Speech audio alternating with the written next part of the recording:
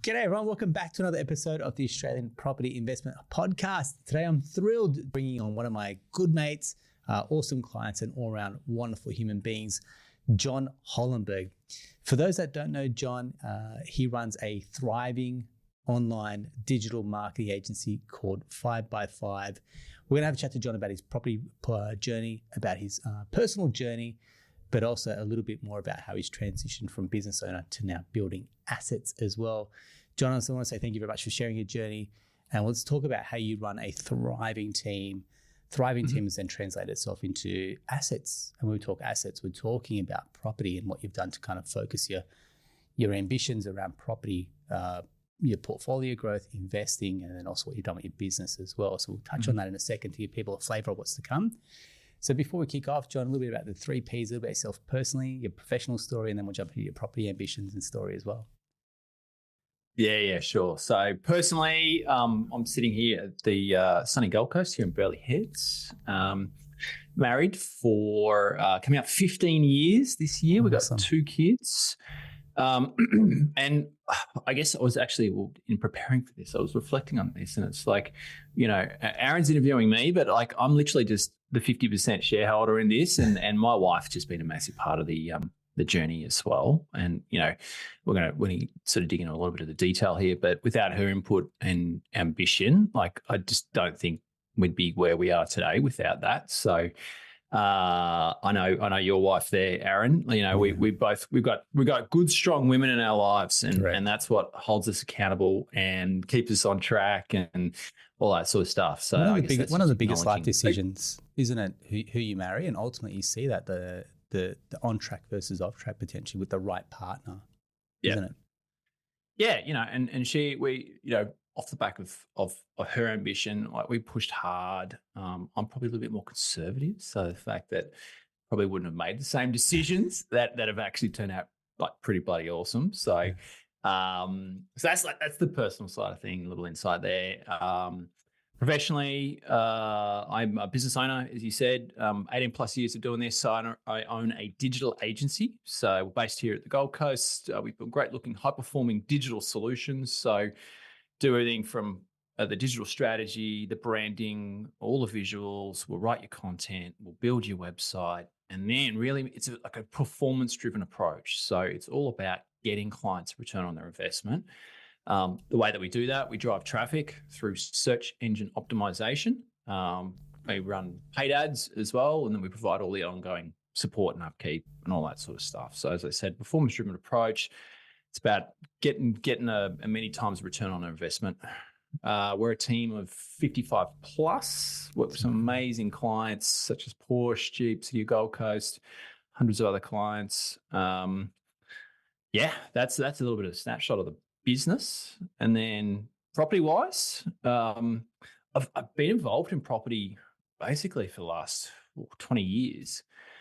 But I really didn't probably start investing until 2016. I was sort of going back through the timelines, and I was like, hang on a sec, like that's actually not that long. But always owned. Like when I first moved to the Gold Coast, like bought my little 2-bedroom bachelor pad there at the Burleigh Headland, and that was so awesome. And then consistently I was able to just keep upgrading through these different sort of life milestones. We got married, we had kids. All right, we need more space.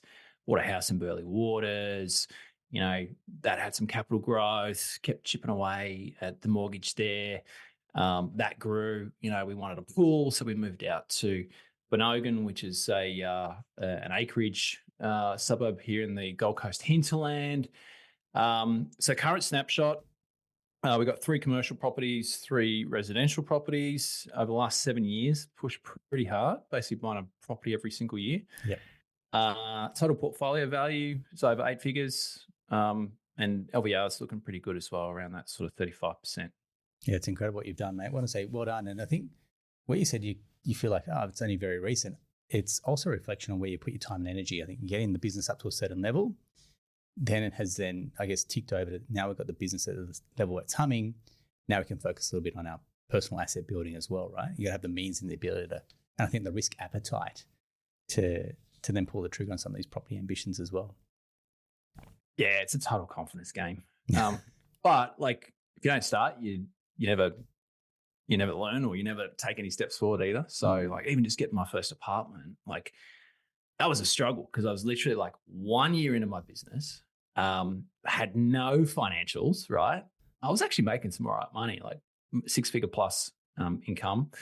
This is 20 plus years ago. And, but no banks had touched me. Like no one would go near me because I didn't have my 2 years of tax returns, right? So I worked with a broker back then, this is before I knew you, and he managed to get this obscure lender. I don't even remember what the lender was, but this is back when you could sign a low doc loan, and literally like the loan agreement was this A4 sheet of paper saying you're on the hook and you pay back the money. I was like, all right, like I felt pretty confident I can do that. And it was a pretty high percentage there. So this is, what was it, 2006. And I remember the rate was almost like 12, 13% or something like that. But I knew that if I could get just through that 12 months and just like try and smash as much of the mortgage as I could, then I could go and refinance because I'd have a tax return, I'd have more equity, and I'd be able to then go and, refinance it. I think it was like 7 or 8% back then. So that's how we got started. This is it. And so I love when people take action, make some decisions, the market rewards that. Imagine if you delayed that, for example, waited for the 2 years tax return and kind of had that persistence to go and find someone that would give you the right answer, get you to a yes. If you let that just chip away over time, that you wouldn't have made that. You wouldn't have been in that property. It's never a good time, but it's just like what action, what radical action you can try and take, what lateral approach you can try and take. And I think at that time, I was lucky enough to get like 10, 15 grand from my dad as well, and paid him back in a couple of months or 6 months, and then was still able just to make it all work. And then from that, we were able to buy like a $600,000 home in Burley Waters, and then it just kept growing and growing and growing from there. Yeah, no regrets. That's what I'm hearing. But I think it's one of the other big things that I think, not necessarily property related, but more for yourself, is the impact that I've seen that health is wealth. I keep saying that to everyone. What health has done for your lifestyle, and also, I guess, family being a priority. Like you've got a fairly good, I won't say balance, but you've got a fairly good focus on what your key priorities are. How do you maintain that? How do you keep those a discipline and rigor for yourself as well? Yeah, so got like some fairly, I'm joking about it, but like I'm a bit of ADHD going on here, Aaron, in terms of like, probably pretty similar to you. Can't sit still for extended periods of time. So on a daily basis, I got to get my wriggles out. And, I just happen to like sit at a desk and have sat at a desk for a long period of time. So that's where the training came into play. So yeah, I basically, train most days. I've got a PT in my life as well. And like life is busy. There's a lot going on. We've got a good sized team. The business, demands a lot from me. And we're trying to grow and really scale this thing as well. So putting a lot of energy back into the business. But like the non-negotiable on that is my 2 or 3 PT sessions every single week, where it's literally like locked in 10 a.m. on Tuesday and Thursday.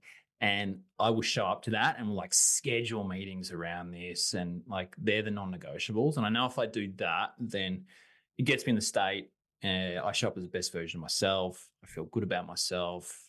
Everything just sort of flows from there. So, yeah, I love it. Yeah, it's important. Love your philosophy. So take me through.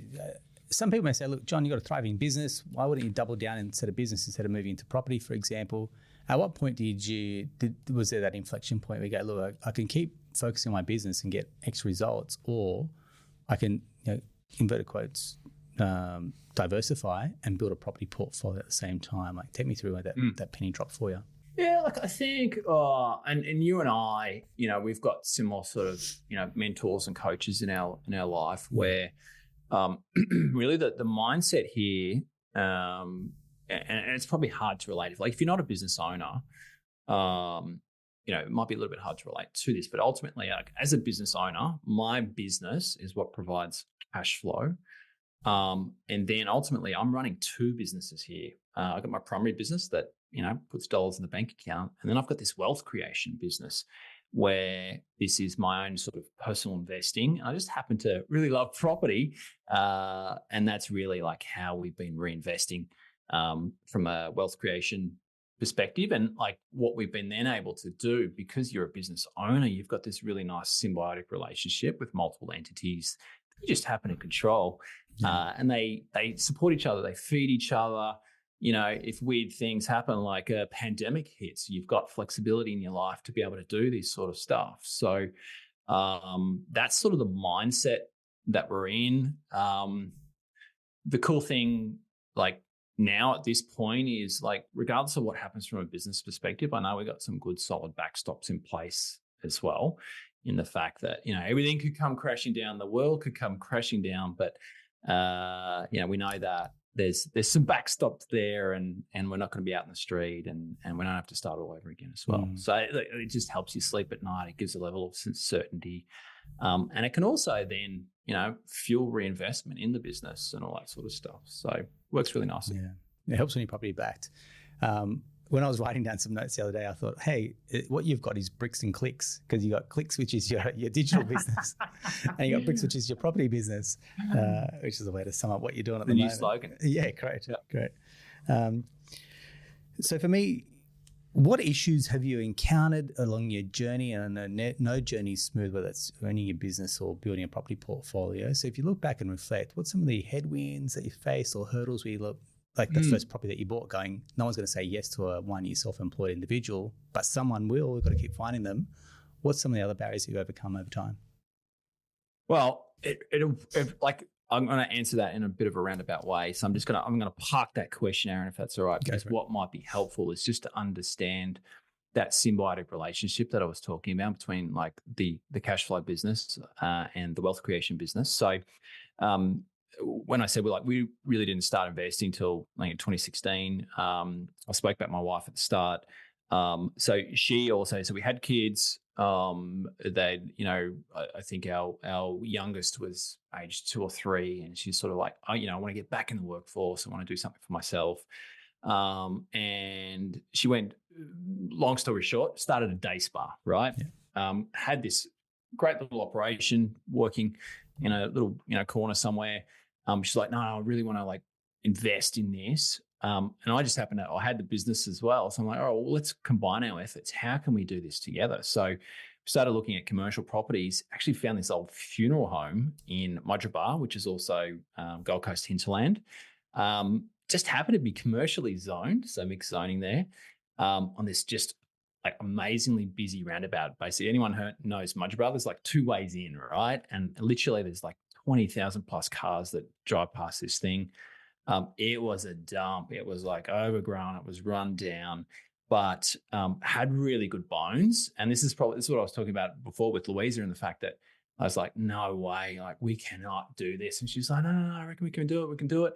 And like she pushed hard for it. I was like, some sleepless nights in there thinking, how the heck are we going to do this? Because it's beautiful old Queenslander, but just needed so much work. It had like a pool in the backyard that was full of cane toads. So anyway, long story short, we bought it. I moved my digital business in upstairs. She did like a full fit out downstairs. Built this just amazing day spa experience. And ultimately we instilled ourselves as landlords and tenants. So that was ultimately like how we got our foot in the door from a commercial perspective. So then 2 years on, Louisa's business was growing really well. I got politely asked to vacate the premises upstairs because she wanted some more space, Aaron. So it's like, all right, let's use this as an opportunity to literally like just go and do it again. So we went and bought a factory here in Burleigh Heads, and same deal. It was this bit of a dump. It was just like this shell.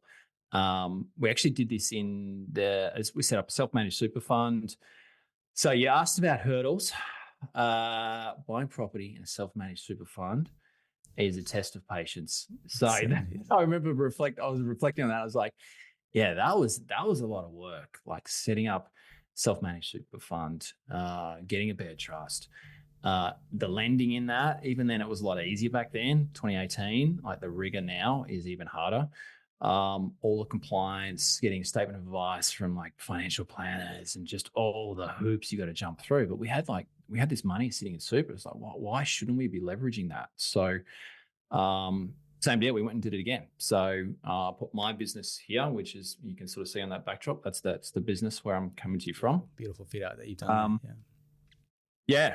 So that's ultimately how we got our foot in the door from a commercial perspective. And then we've bought another factory since then in the same complex. And the reason we did that was to, future-proof the business expansion, because we kept adding more bodies, and COVID was, a big period of growth for us in the business.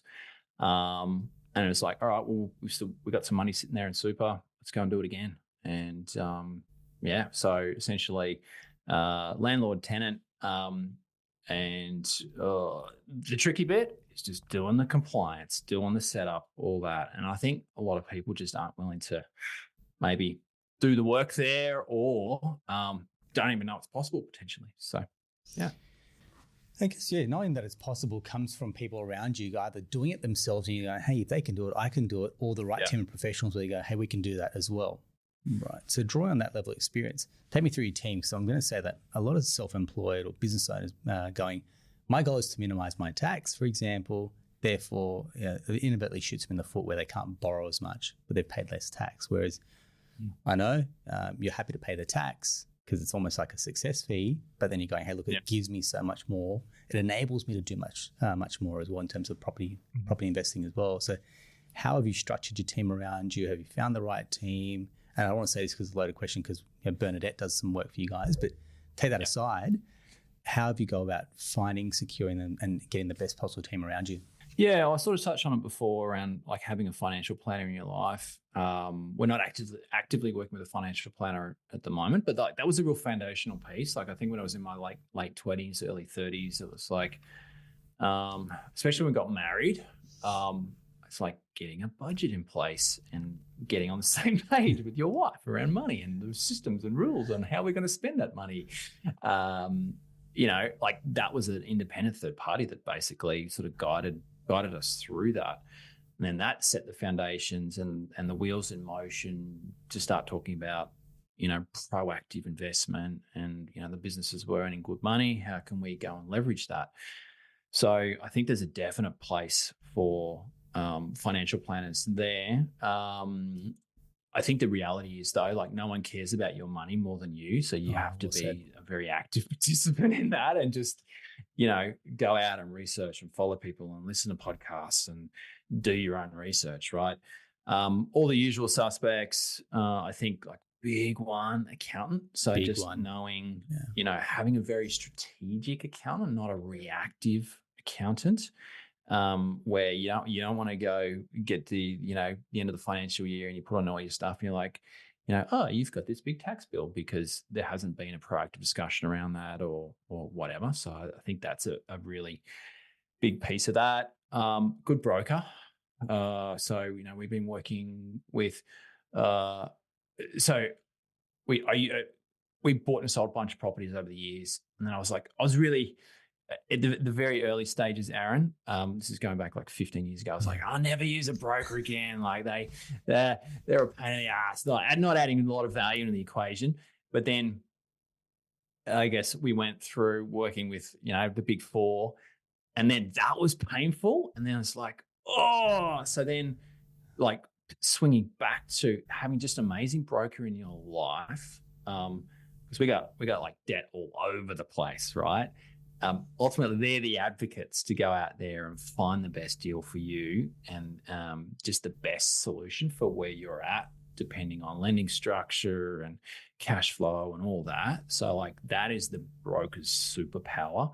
And that's totally like the value that you guys have been able to bring to the table and also just the experience, where your team will go and give lateral solutions to problems and all that sort of stuff. So there's it's awesome. Insurance brokers, we did 2 significant shop fits with the properties as well. So that's probably like another part of that, where when you're the tenant and you're the landlord, like ultimately you as a tenant, you need to be able to fit out the property. There's very strict rules around this, and you need to be very rigid in terms of how it's all structured. But ultimately, you as a tenant can improve the capital value of the property. You just happen to own that as well.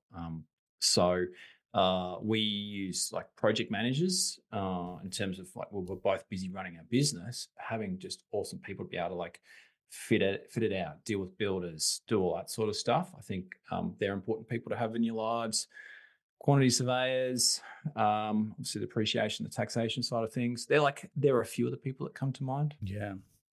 Yeah, I love it. And you haven't been afraid to kind of outsource, delegate where you need to as well. I think it's probably a big thing for you going, you don't know what you don't know. Therefore, I've got to engage the right team and the professionals. Exactly. Because you see that within your team, right? You're trying to build specialists in your team to work with clients. It's like, well, I need the same thing in my own life as well. Yep. Perfect. Anything that you do differently, better when you reflect on your journey as well? I know that obviously fitting out a commercial site takes some effort, takes some time as well. Anything that upon reflection you go, hey, look, if I had my time again, I'd maybe do this or choose a different path perhaps? Buy more property. I like that. Go harder. I like that, yeah. So if you reflect on that, what stopped you? Because if you're saying that now and you go, well, I probably had the ability to put the foot on the accelerator. Well, and that's it, mate. So, I know when prepping for this, and it's like, what one of your questions was the future plans. And I think there's a right time for everything, and like a good plan at the wrong time is still not a good plan. So, like as I said before, like for me, I'm putting just like so much energy back into the business. Like for me to like throw a commercial property transaction in the mix would probably just like explode my brains at the moment in terms of like getting JPs to certified trust deeds, and that like just would drive me bonkers. So like we're just into this bit of like consolidation phase at the moment, and that's where all my energy is going. So and that's okay, right? Like I'm good with that. Like we could probably totally go and buy a bunch more property if we wanted to and push really hard. We'll get to that. So it's just finding the right time for that. Yeah, I don't know if that answers your question. But it does. I think it does. Yeah, I think it's focus. I think the other part is people can do a lot. People can get, I think, distracted by, I'm going to go and buy more properties. The level of focus isn't there. For example, like you're saying, it's the right strategy but at the wrong time. And so if you lose focus of that, then a ball's going to drop off at some point. Right? Totally. Yeah. Everything comes at a cost. So it's then, and whether that's personally as well, it's like, time away from your family, your wife or whatever. So just, there are a lot of things that I ponder at 2 a.m, Aaron. I'm sure. Having kids, does that change your outlook as well? And I say this is, as a parent, I'm like, all right, property's hard for me to buy now. I wonder what it's going to look like for my kids in the future.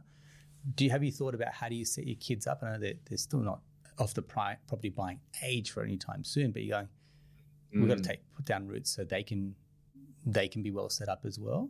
What's your thought process there? That is a super interesting question, and it's probably something that I just haven't put enough time and thought and effort into. Like my kids are 12 and 11 at the moment, so they're way off. And like you look at potential capital growth over the next 6 years, like until they're an adult, and then they probably going to have to go and work a bunch of years to do that. Like they've been involved in property their whole lives, and like they're getting dragged around to like mum and dad, doing tenancy inspections and stuff like that. And like I feel like it's in their DNA, and whether they don't comment on it, but like it's all this just sort of osmosis that's hopefully soaking in, and that they will see the value in the physical assets and the importance of pushing hard to have those assets in their life. And I think probably the thing that will be the challenging part of that is like how much of a leg up do you give them?